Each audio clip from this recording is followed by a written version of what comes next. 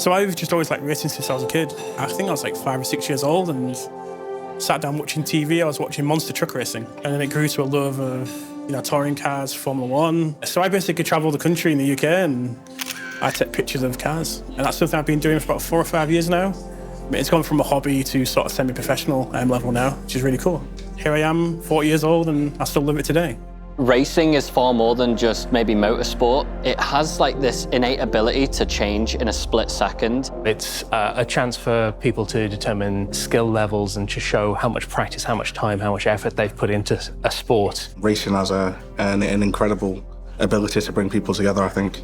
I'm a pretty competitive person, and so the ability to kind of challenge people, no matter who you are or where you come from, it's a level playing field once you're out on a track. It's about pushing things to the limit, both in terms of the machine and the car, and then it's about the drivers or the riders pushing themselves to the limit within that machine. My favourite thing about racing in Star Citizen is just the skill. It is a pure use case of how you use our ships to their maximum performance. You have to know them to get everything out of them. You use ships that aren't necessarily used for practical reasons. You can race cutters, you can race M50s, you can race Furies, you can race whole A's, you can race whatever you like. And as long as everybody's on a level playing field, it always comes down to skill. Am I good at racing? I'm all right. Yeah, there are people who are better than me. There are a lot of people who are worse than me. But yeah, I'm good. To compete with other people, to fly from A to B as fast as possible, that's where real competition is coming from. We had an internal scoreboard for the old Vanderval times. I think I beat the next highest score by 10 seconds. We've got a little competition going inside. I felt like I really nailed that lap, and this guy's gone 15 seconds quicker than me in the same ship. Like, how is that possible?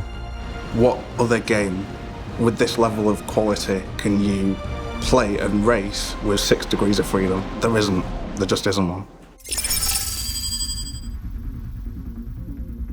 So last week, a whole bunch of us got into a play session in Arena Commander and did a few classic races. Most of my stuff has been like single player time trial stuff in Arena Commander or just in the tracks around the PU. So that was the first like big group race that I'd been involved in.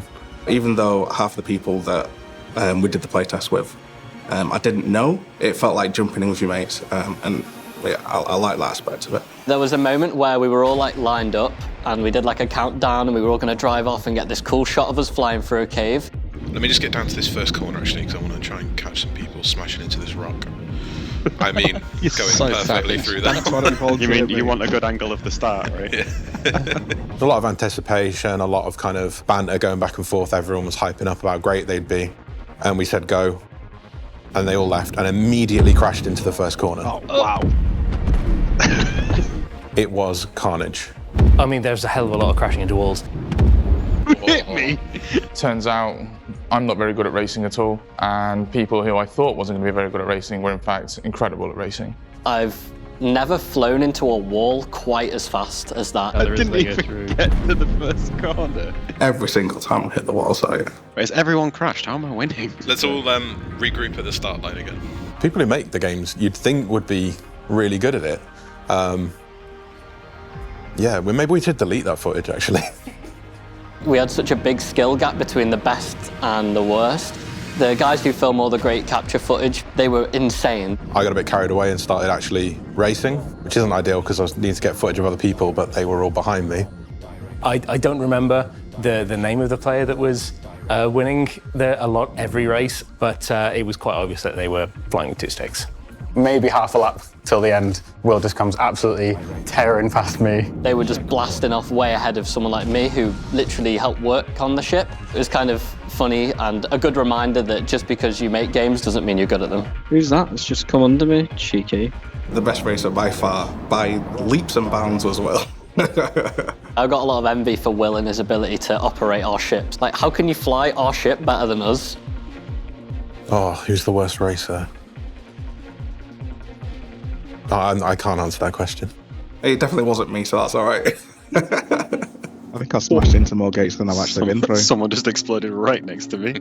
My favourite ship is the Razor because it looks like a supercar, and when you get into it, when you're flying it round, it has that aesthetic. The best racing ship for me was probably the Mirai Razor. I think everybody knows that the Merlin is one of the best racing ships. It's small, it's light, it's got good engines. I know Josh really likes the Razor, but I need a little bit more maneuverability in my ships. I found it too fast and not maneuverable enough. I know it looks cool, it's very Formula One-y. I'm not too bothered about top speed, but handling in the corners and then acceleration out of them, I think that helps the way I fly best. As much as I like flying the Fury, I think the Razor still got it for me. I don't think I really got disappointed by any of our ships. The one that I found the most difficult to race was the 350R. While it's got good acceleration and a really good max speed, it drifts a lot. I'm in a 350R, and I'm trying to get myself around a corner while the Fury is coming up behind me. The Fury is moving in ways that my 350R can't, and so I'm just having to pick a line and stick to it while the Fury is able to dance around me. The Fury was incredible because with it being really small and really fast and nippy. In my opinion, it was the LX, and objectively it was the LX. I told you, mate, that Fury's rapid. I'm sure it's just the Fury, just the ship. I've actually found nothing to do with driver skill at all. So once again, for the record, it's not Will's skill, it's the Fury. No, it's 100% just the Fury, yeah. Nothing to do with Will. The Fury and the Fury LX really surprised me personally. No, bullshit. No, we knew the Fury was going to be good. 140, what the hell, bro? Look at the Fury! It did a 112! Oh my god, this thing's fast. So in Alpha 320, we're introducing the Fury LX. The Fury LX is the Fury that has been absolutely tooled out for racing. We've removed all of the weapon mounts and replaced them with extra horizontal strafing thrusters. The base Fury's weakest directional thrust was actually strafing. It had a little bit of trouble as it came to sliding around corners, because while the rear main thrusters can gimbal as much as they do, they sometimes struggle to provide like directionally horizontal strafe. So adding the extra thrusters in meant that it now has that little bit of extra push when it comes to correcting itself in those sort of situations. So the first thing you're going to notice on the LX is definitely the new wings. It's such a striking design, more akin to the Razor, right? I absolutely adore the new wings. I think the use of negative space and how it's like an F1 wing is some of the nicest racing stuff we've done. It very closely mirrors a lot of the looks in the Razor, which I think is absolutely wonderful in a racing ship like this. And if you look past the livery, you'll see tons of intricate details, tons of vents, even air brakes, which would be great to work eventually when atmospheric flight and surface controls get brought into the game. What's really cool as well is, from a third-person perspective, you'll obviously see those 4 thrusters doing their magic again, but they have these really cool light bars along the kind of rear spoilers, and they look really impressive, especially at nighttime. If you're going to take something as key from the design away as like the weapons, right, you need to put something cool in its place. And I think the introduction of that extra MAV, and then it's got so many like aerofoils and different things going on at the front, which just makes it look like it cuts through the air, and it really does. So in the playtest, it definitely performed really well. It was really interesting to see the differences between like the base Fury and that, and then comparing it to, obviously, to the Razor. It performed as you'd expect, very racy, very cool, very flashy, and there was nothing quite as cool as, like, for me particularly, being one of the people who worked on the Furies, was sitting in the base Fury, driving along, and then having an LX fly past me upside down, spinning by someone who was obviously much better at the game than I am. So the Fury LX is absolutely for the racer who wants maneuverability over all else. With its gimbling thrusters, with its extra horizontal thrusters, it will easily outmaneuver pretty much anything else out there. Oh, you know what? We forgot to mention Alex again. He died.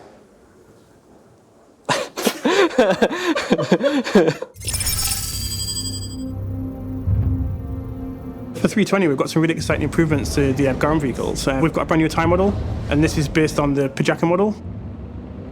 It allows us to create a lot more kind of fidelity within the physics for the ground vehicles. So we've got a curve of forces that allow us to control how the vehicles feel and basically how much grip they have when you're trying to turn a corner in these vehicles. So it gives us a lot more fidelity, a lot of control. And this has allowed us to remove a lot of the old arcade mechanics that the old ground vehicles had, which kind of restricted their movement, which is why they felt quite floaty before. So we've taken a lot of those restrictions out of the system. So now when you do a big jump, you'll feel the weight of the car as the nose dives, or if you jump off a ramp or a rock or something, it'll feel like a lot more weighty and a lot more realistic.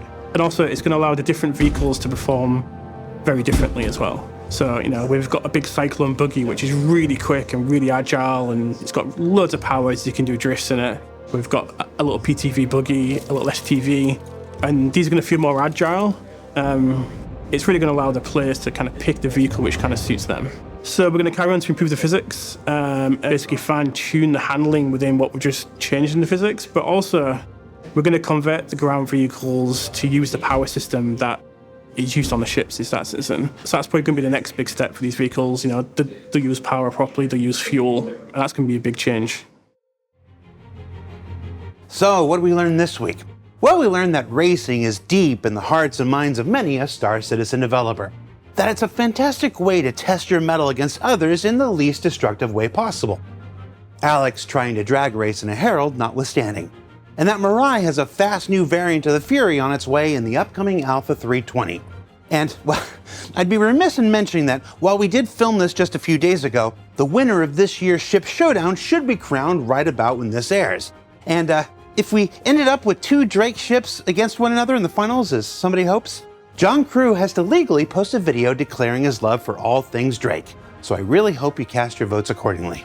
For Inside Star Citizen, I'm Jared Huckabee. Thanks for letting us share the process of game development with you, and we'll see you all here next week.